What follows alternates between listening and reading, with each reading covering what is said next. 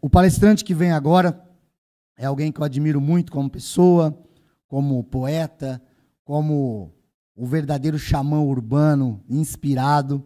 E eu brinquei com ele agora há pouco ali fora, dizendo que ele é o homem que tem o olho ou a visão além do alcance. Para quem é aí dos anos 80 e conheceu o Thundercats, sabe do que eu estou falando. Então eu vou chamar para vocês aqui agora o Bruxo Fagundes.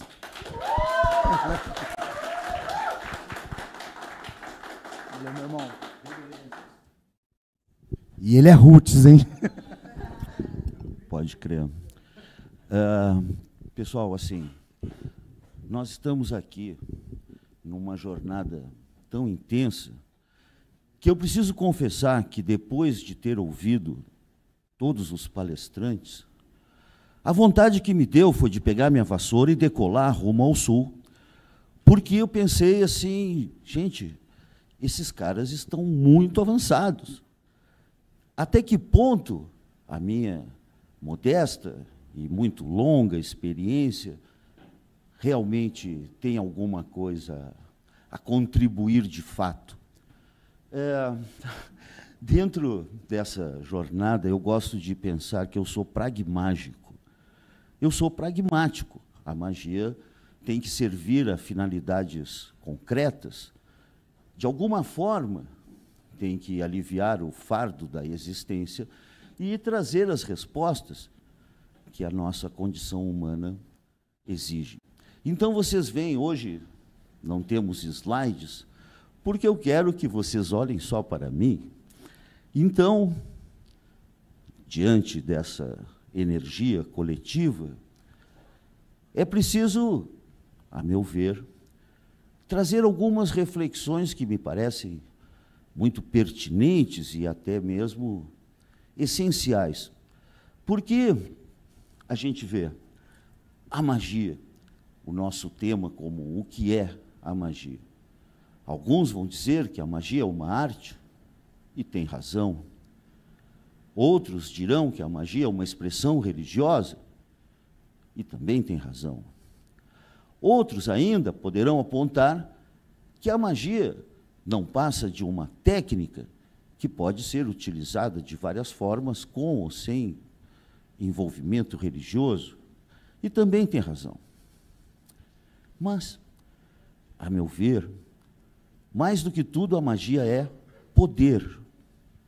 E é essa natureza de realizar uma interferência nas circunstâncias e de modificar as relações humanas e modificar a nossa própria relação com nós mesmos e com os deuses, esse poder é que é a chave, tanto da perseguição que nos movem, quanto das realizações incríveis que estamos levando a cabo todos os dias.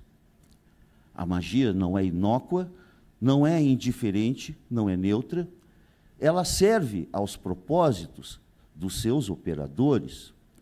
Assim como uma arma, a magia apresenta suas necessidades técnicas, por assim dizer. Nós que trabalhamos com os métodos mais variados, chegamos a conclusões muito semelhantes, e aí é inevitável considerar que as diferenças são meramente linguísticas ou operacionais, mas que, no fundo, estamos todos tratando com o mesmo material, que é justamente essa energia, essa força invisível, essa potência astral, que alguns chamam de Nahash, outros dizem que é uma força luciferina, e, a meu ver, o que há de mais inquietante na nossa busca mágica é que os sistemas mais variados funcionam. Então, isso, de certa forma, me leva a crer que respeitar a crença do outro reforça nossa própria crença, Respeitar uma divindade que eu não conheço reforça a crença nas minhas próprias divindades, na medida em que essa conexão com o sagrado é comum a todos nós e permite chegar às conclusões, por mais diferentes que sejam na sua simbologia, mas são conclusões verdadeiras. E aí a gente vê o que é a verdade. Quando perguntaram para o carpinteiro mágico o que era a verdade, Pilatos perguntou, ele não respondeu. Talvez tenha sido a atitude mais inteligente que ele tenha tido, porque, afinal de contas, a verdade é subjetiva. Existe uma perplexidade nessa constatação de que, para cada um de nós, existe um segredo diferente, uma forma diferente de acessar essa força que nos permitirá ligar e desligar, solver e coagular. Essas capacidades energéticas de criar vetores invisíveis a partir de energias emocionais parece um pouco inesperada para a cultura ocidental, porque não percebemos, em primeira mão, que nossos pensamentos, nossas emoções, nossas dores, nossas esperanças, nossos sonhos e frustrações compõem um material de natureza quase física, por assim dizer, no sentido de que as pessoas pensam que, não, dentro da minha cabeça eu posso pensar o que eu quiser, ninguém está ouvindo. Está errado. Muita gente pode ouvir os teus pensamentos, entidades e até outras pessoas, telepatas e magos sensitivos, nós. Em outras palavras, nossos pensamentos ecoam para além de nós e interferem na realidade. Ser é ser percebido. Aquela velha história de que uma árvore que cai na floresta sem que ninguém esteja por perto, ela faz barulho ou não faz? As duas respostas estão corretas. Por um lado, ela faz barulho porque, ao quebrar, os pássaros e as outras árvores ao redor perceberam. Mas, por outro lado, se não houver um elemento receptor, um sujeito que perceba o fenômeno, ele passa indiferente, invisível, mas ainda assim existe. Quando alguém se apaixona, emana energias de um determinado tipo. Quando alguém odeia, emana de outro tipo, mas estamos o tempo todo irradiando essas energias mentais, emocionais e psíquicas que irradiam de nós como uma força radioativa. Essa emanação energética da nossa própria consciência recria a nossa realidade, interfere na realidade, de certa forma, justificando aquilo que foi dito, que nós não vemos as coisas como elas são, nós as vemos como nós somos. Então, dentro dessa necessidade humana de transformar a si mesmo para adquirir um domínio maior sobre a própria vida e às vezes, sobre os outros, explica por que a magia é um fenômeno universal. Eu sempre costumo relembrar as pessoas que a gente nem sempre se dá conta que em todos os povos, em todas as épocas, existem palavras em todos os idiomas para designar essas realidades que muitos descreem e que são o nosso pão de cada dia. Então, em todos os idiomas, você vai encontrar uma palavra para magia, feitiço, bruxa, maldição, fantasma, demônio, anjo, etc. Essa universalidade desses conceitos, para alguns, poderia apenas representar uma necessidade psicológica da natureza humana de preencher as lacunas do inexplicável com suposições de natureza mística. Essa resposta fácil dos céticos, na verdade, não preenche a necessidade de explicar a realidade que nos assola e que exige uma resposta implacável.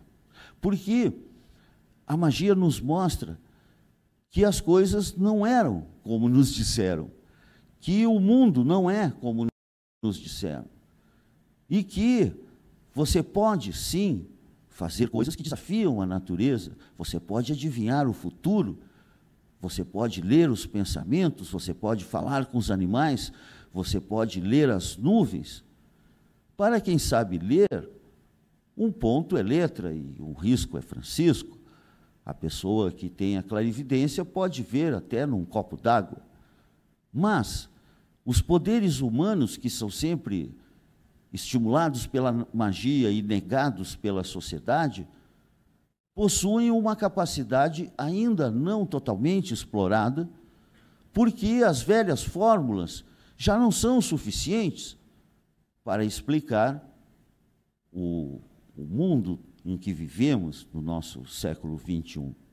Então, a tradição é importante e é inclusive um conceito comercial, jurídico. Tradição é entregar a posse e a propriedade de uma coisa para outra pessoa. É importante porque somos como anões nos ombros de gigantes. Então, não estamos aqui para cuspir no prato em que comemos, mas, por outro lado, estamos reinventando a magia à luz dessa nova humanidade que somos e que já não se explica pelos mesmos conceitos arcaicos que eram, sim, válidos e até de vanguarda lá no século XVII, XVIII, XIX. Mas a magia moderna, que apresenta evolução crescente, a magia do caos, é uma contribuição importantíssima e totalmente experimental e que também funciona. Estamos todos desenvolvendo, recriando constantemente nossas práticas individuais. Mas o que eu penso que é fundamental a gente entender é que a magia precisa funcionar. E se a magia do coleguinha é diferente da minha, mas funciona, me parece que ambos temos razão. Não é necessário cortar a cabeça de ninguém para sentir-se mais alto. Não precisamos despertar animosidades por pequenas questões técnicas. Talvez alguns de vocês já tenham percebido que eu sou tipo a capivara do ocultismo, eu passeio em cima dos jacarés, eu me dou com todo mundo, eu sou do diboísmo. Eu não quero treta, porque quando eu brigo, coisas horríveis acontecem. Inclusive comigo. Não, então, eu prefiro tentar me colocar no lugar do outro e a minha crítica é exercida através de um silêncio mortal. As pessoas perguntam, mas por que tu não fala mal de quem tu não gosta? Porque eles fazem isso sozinhos. Os inimigos, que eu penso, inimigos em termos de um combate ideológico, somos todos aqui, pelas mais diversas razões, alvo de um fundamentalismo assassino, e assassino não é uma metáfora. Os caras estão matando os religiosos divergentes.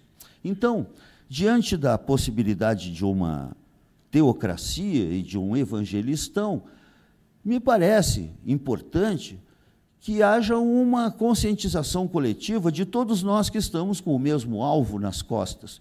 Então, ainda não existe essa união entre os operadores do sobrenatural por questões menores, divergências de temperamento, mas, na verdade, a questão racial, a questão da liberdade sexual, a questão política, até os ateus, na verdade, deveriam estar do nosso lado, porque eles também estão na mesma mira. Então, negros, LGBT, QIA+, e ateus, e rosacruzes, e teosóficos, e maçons, e talvez até os colecionadores de selos, daqui a amanhã, estaremos todos proscritos, proibidos de publicar, de pensar, e é importante notar que eles começam queimando os livros e, muito em breve, querem queimar os autores, o que colocará vários de nós em belas fogueiras no meio da praça, mas isso só não acontecerá porque estamos aqui de pé e resistindo. Existe, a meu ver, essa necessidade de combater e de utilizar justamente essa característica maior da magia, que é o poder, para impor a nossa liberdade contra tudo e contra todos. Não somos crianças, não precisamos de pastores, não somos ovelhas em um rebanho, não precisamos que ninguém nos diga onde nasce o sol e que nos leve pela mão. Não precisamos de autorização e não aceitamos nenhum tipo de repressão. Eu penso que é um momento histórico e social como o nosso no Brasil, importante fazer essa ressalva, essa observação, justamente porque a história nos ensina que os ciclos se repetem e as fogueiras da Inquisição, na verdade, nunca se apagaram, e essa mentalidade imbecilizante, materialista e que nos oferecem com esse neopositivismo é totalmente insuficiente para explicar os mistérios que nós cotidianamente trabalhamos e estudamos. Eu penso que é um privilégio ter acesso ao invisível. Isso também deveria ser uma das joias da nossa coroa, coroa dos magos, o arcano do mundo. Há um privilégio, um orgulho um pouco trágico, sim, é verdade. Percebemos no olhar dos iniciados, dos magos e das bruxas, uma estranha melancolia, uma luz negra, uma percepção desencantada em relação ao nosso semelhante.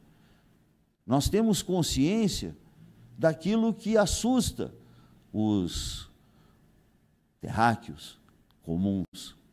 Nós sabemos que estamos cercados de energias poderosas, energias mágicas, estamos em contato com deuses, com demônios, com entidades dos mais variados tipos, e esse relacionamento nos eleva e nos justifica, nos retira de nossas misérias terrenas. Se você olhar uma coisa de um jeito superficial, você pode pensar que eu sou só um Antônio Augusto qualquer, o chacal maluco lá do sul, coiote louco dos Pampas, o homem das 10.000 palavras. Pode dizer simplesmente, como tantos, eu não entendo uma palavra do que esse cara fala, eu acho que ele é meio louco. E terão razão também. Mas, por outro lado, as pessoas que entram em contato com as realidades mágicas que eu e que todos nós aqui representamos, sentem subitamente o estranho sabor do impossível, sentem o peso da mão do mistério e percebem que nós Estamos além das possibilidades, dos limites, além das fronteiras da morte, além das fronteiras do bem e do mal. Nós somos livres em nossas vontades mágicas. E esse talismã é que nos permite cruzar a fronteira entre os mundos.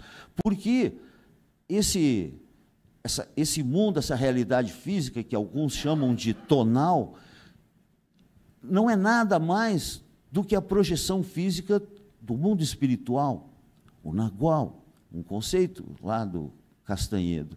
E aqui também é interessante, que pouca gente sabe, que o Castanheda, que era um autor que me influenciou muito na minha juventude distante, ele era genial e tal, mas o que aconteceu? Ele foi vítima da própria genialidade, porque criou-se um culto à personalidade e havia ao redor dele uma entourage de discípulos fervorosos que interpretaram, vejam vocês, de forma literal os ensinamentos dele. E no trabalho do Castanheda, o ponto alto da iniciação é quando, segundo ele, no livro, ele se atira num abismo e, ao se atirar no abismo, transforma-se em um pássaro. É uma metáfora plenamente válida. A gente sabe que é se jogando no abismo que as asas se mostram, mas é uma metáfora. O que aconteceu? Movidos por essa embriaguez do culto da personalidade, eles levaram ao pé da letra e sete idiotas se atiraram no abismo e morreram.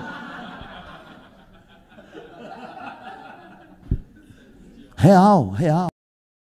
Triste, sad but true. É uma questão que me parece crucial, essa hipertrofia, essa literalidade. Você não pode entrar num mundo mágico pensando como um mundo físico. As coisas não são assim. E, pior, a culpa do Castanheda em se deixar insensar e ser transformado em um semideus, sim, mas não é culpa dele. Eu diria que é uma questão darwiniana. Eu sou darwiniano, eu penso que os idiotas têm mais é que morrer mesmo e serão vítimas da sua própria ignorância. Então, eu lamento, assim, pelas famílias das pessoas, mas eu acho que não faz falta 7 pessoas de tão baixa capacidade intelectual.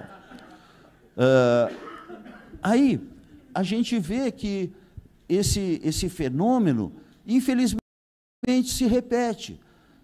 No século XIX, lá na França, subitamente surgiu um fenômeno que é muito comum aqui também, em todo o Brasil, que é o culto a alguns túmulos de pessoas que morreram de forma trágica e que são santificadas na devoção popular. Então, uma pessoa, uma pobre criança encontrada morta, sem nome, não sei o quê, vira um santo e faz milagres e tal. A gente vê isso, tem aqui no Brasil todo. Mas, nessa época, em Paris, estavam acontecendo milagres, digamos, semelhantes. As pessoas iam lá, e aí o rei baixou uma ordem dizendo que, por ordem do rei, é proibido que Deus faça milagres neste lugar. Colocou uma placa, velho. Colocaram uma placa para avisar a divindade que não podiam fazer milagres naquele lugar. Né? E aí o que está acontecendo? Isso a gente vê contornos tragicômicos. Eu penso que a tragédia e a comédia muitas vezes andam de mãos dadas e, no caso recente, eu não gosto de falar mal dos mortos, mas às vezes é necessário. E se isso me der um certo prazer sádico, eu aceitarei, porque eu também não sou tão bonzinho assim. Então, o tal do Daniel Baixo Astral, que era um elemento típico desse mesmo mecanismo. Ele sucumbiu, vítima ao peso da própria farsa, porque, ao arrogar-se ares de santidade e falar daquele jeito baixinho, que as pessoas achavam assim, não, isso é o estado espiritual elevado, ele partilha da comunhão com os anjos, ele está perto de Jesus. Na verdade, era morfina. Está comprovado, o cara era viciado em opioides, vivia duro de morfina, e por isso ele tinha aquela placidez beatífica, que qualquer um teria também, com uma dose de morfina. Você não se preocupa com nada. Parece realmente que a pessoa está iluminada. Olha, que serenidade! Oh, que serenidade! Então, há um elemento desses, utilizando da credulidade popular, porque estamos vendo no Brasil, a cada eleição a gente vê que existe uma fome por respostas fáceis para problemas difíceis, e as pessoas adoram agarrar com as duas mãos um fio desencapado, desde que digam que isso vai resolver os seus problemas. As pessoas gostam de acreditar que, se eu aceitar, tudo vai entrar nos eixos, porque o guru falou, o mestre falou, o pastor falou, a minha avó de óculos falou. Não importa, entendeu?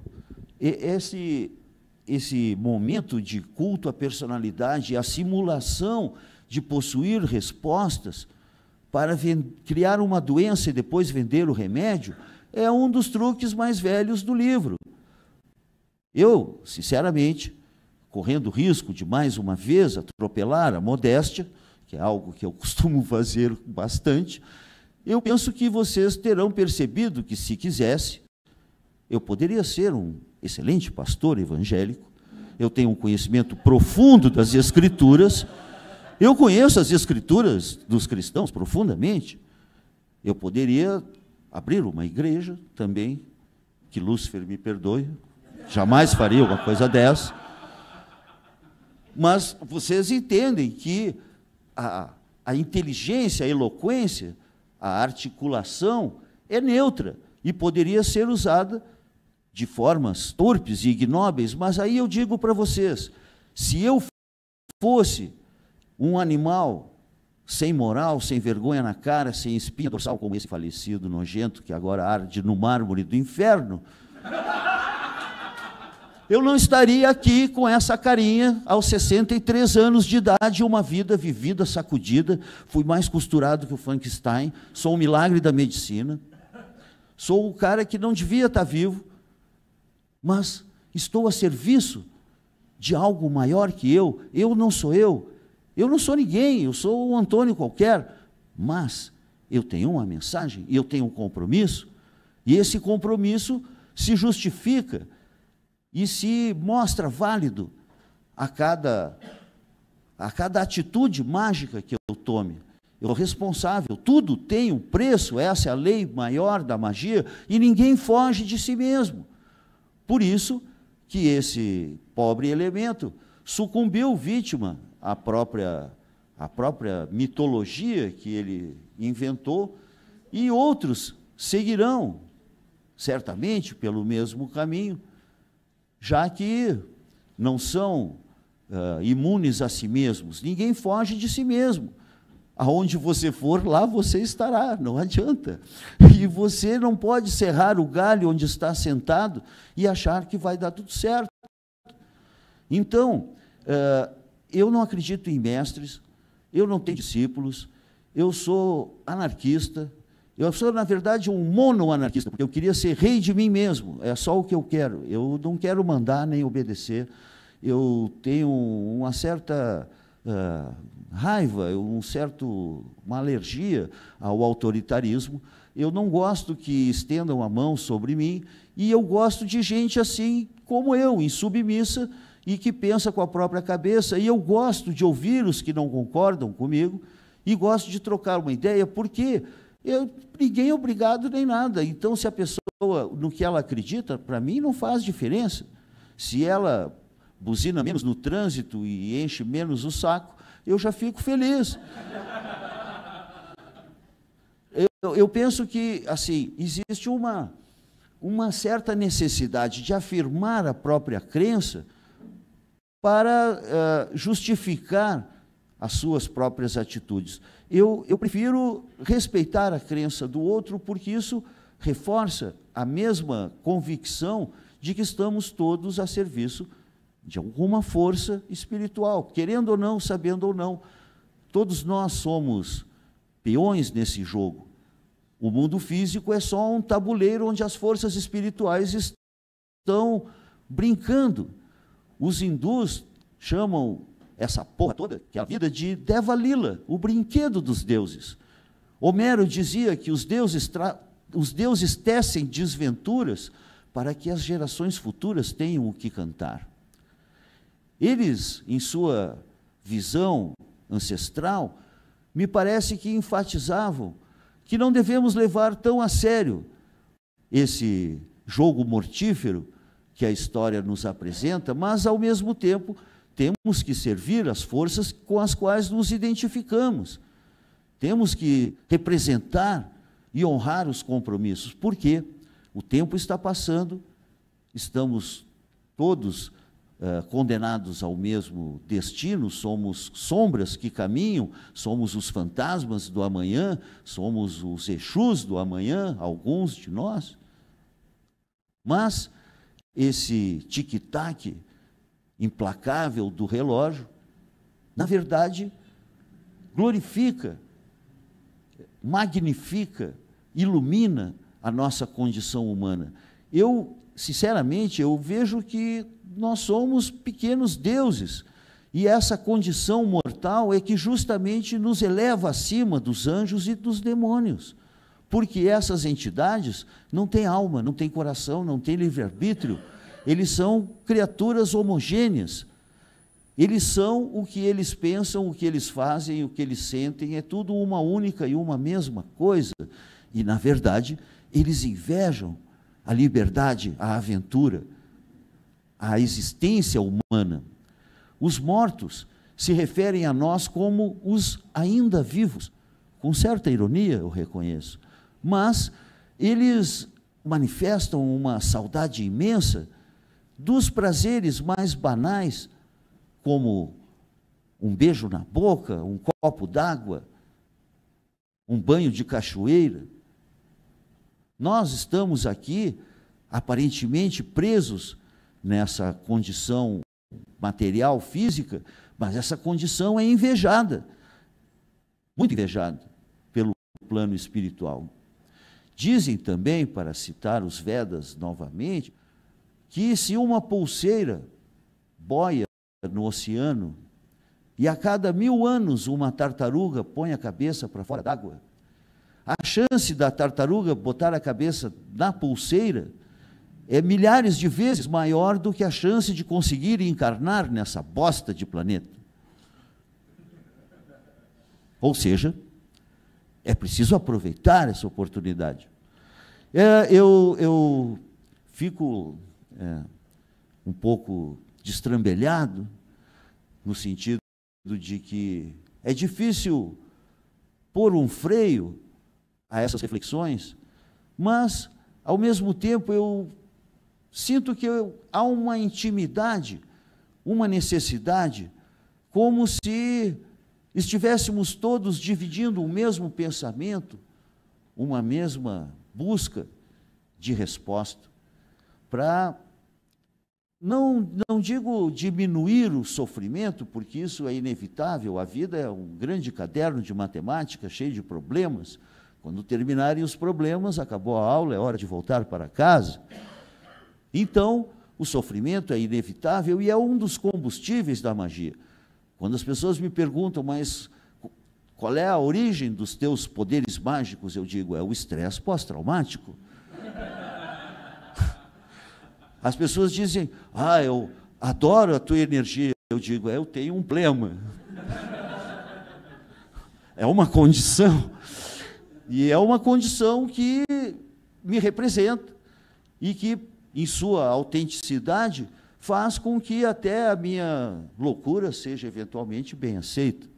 Porque também na loucura existe uma sabedoria inesperada e nos paradoxos existe uma necessidade de reconciliação. Eu sinto um prazer imenso de estar perto de gente como vocês. E sinto uma raiva profunda de estar perto de fanáticos religiosos e fundamentalistas e intolerantes e gente que quer te dizer como viver. Porra, já foi dito, cara, a tua religião não me proíbe de nada, ela te proíbe de algumas coisas e te fode com ela. Não tenho nada com isso, a minha mãe já morreu. Não? Então, isso que acontece. Por que eu digo minha mãe já morreu? Porque há uma crise de paternalismo. Essas pessoas precisam de figuras paternas, precisam de alguém que lhes dê um colinho, que lhe leve pela mão e diga, não, vai dar tudo certo, o Papai do Céu vai resolver. Aham. Que horas? Então, assim, é muito fácil as pessoas derrubarem esses mitos, mas não nos daremos a esse trabalho, porque quem vê, vê, quem não vê está cego, é um idiota, não merece ser explicado. As pessoas dizem, não, mas Jesus, só porque eu não consigo evitar, eu vou ter que falar isso. As pessoas dizem assim, não, Jesus amava todo mundo. Sério, mano? Tu leu a Bíblia, cara? Lembra que tem uma parte lá que Jesus está passando com a sua entourage, a galerinha ali, está passando e um cara diz, ó, bom Rabi, sempre tem um puxa-saco, né? E ele parou e voltou para o cara e disse assim, por que me chamais de bom? Só Deus é bom. Caralho. Se o barbudinho, o Galileu das mãos furadas, o carpinteiro mágico, disse que ele não era bom, o que você acha que ele pensava do resto?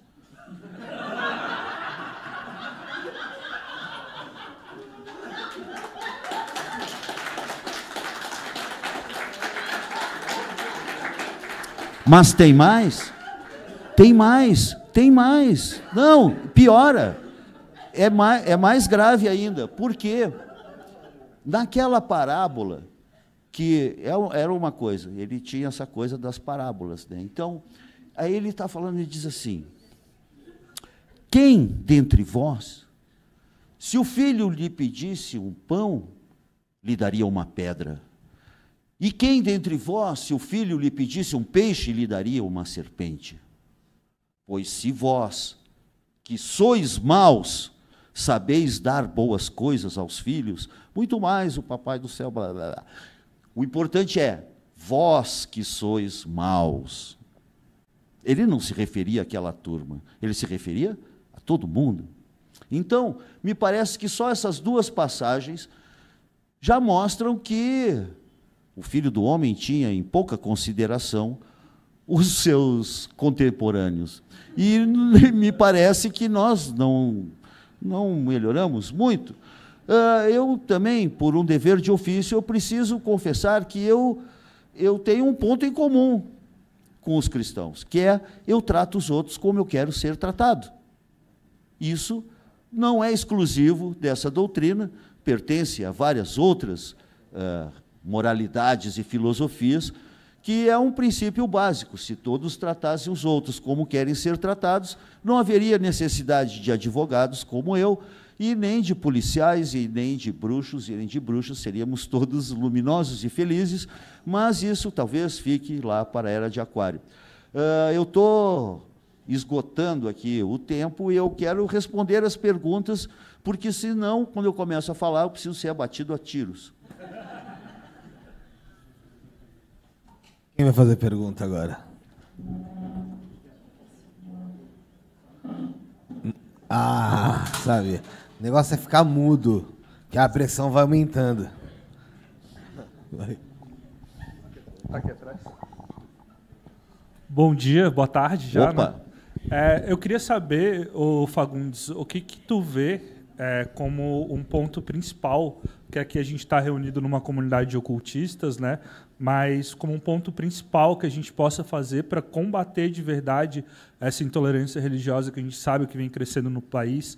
Certos estados têm terreiros, tem casas de outras religiões que estão sendo destruídas pelos tráficos, as pessoas têm que se mudar para outra comunidade com uma mão nas costas, outra na frente, né, por causa de traficantes evangélicos. A gente vê, né, um discurso muito grande de ódio, inclusive contra católicos, por parte dessa mesma galera, né? Então eu queria saber qual é o caminho que tu acha que a gente deve tomar para não virar uma nova Inquisição. Olha o mantra. Paz entre nós, guerra aos senhores. Essa é a lei. Cara, eu acho que é a questão do poder. Antigamente, os bandidos recorriam às terreiras e eram protegidos lá pelo seu Zé Pilintra, pelo Exu Caveira, coisa e tal. Aí agora, não sei por que a magia agora não assusta mais esses cidadãos, mas é importante que tudo isso faz parte de um projeto político, social e coisa e tal. E é especialmente doloroso para mim, que moro lá no Reich Grande do Sul, que fica ali embaixo de Paranase e de Santa Hitlerina, e então lá o bicho pega. A macumba, que a terreira que eu vou lá, da nossa quimbanda luciferiana, tem 2 magrão com 38 na porta, mano. Fica um de cada lado com 3 oitão, e eles não participam do trabalho espiritual. Eles estão lá para evitar que algum evangélico, algum crentelho, algum cristonho de merda venha querer tocar fogo no terreiro. Ele vai ser recebido a bala. Mas também eu penso, olha o poder, a magia. Em 1920, tinha um governador no Rio Grande do Sul que perseguia, mandava a polícia invadir os terreiros a cavalo, quebrar tudo, não sei o quê. Estranhamente, deu uma doença misteriosa, até hoje ninguém identificou. Ele apodreceu em vida, não durou 3 meses. O que acontece? A bruxarada se reuniu em um conselho de notáveis e tomaram lá as devidas providências, porque a magia é bem forte lá no sul também, né? E então, de modo que esse cidadão se ferrou e ele recebeu uma prova do poder da magia. Então, eu acho que a gente devia enfeitiçar e vuduzar os nossos inimigos. Eu acho que é isso que a gente devia fazer. Acho que os bruxos principais do país deviam escolher os alvos mais ofensivos, que eu poderia citar vários, mas eu não quero sujar a minha boca, nem os ouvidos de vocês, com os nomes ignóbeis desses políticos crentelhos que estão atuando. Mas vocês fazem uma ideia. Então, eu penso que é meio inevitável que esse Conselho de Notáveis faça com esses que estão nos atacando algo semelhante ao que os macumbeiros fizeram com aquele governador safado. Não.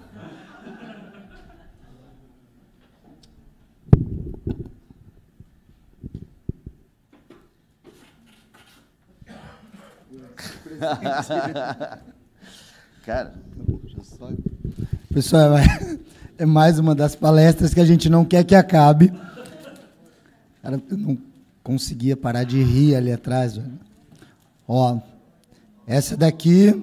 Enquanto veterano psiconauta, eu me sinto representado pelos cogumelos mágicos. Ó, aí tem o seu baralho. Ó, da Maria Mulambo, que é uma das minhas entidades preferidas. Grande Maria Mulambo, muito respeito. Tivemos ontem uns pontos para ela lá na festa também, né? Uhum. E a caneta mágica aí, que nas suas mãos é pura magia.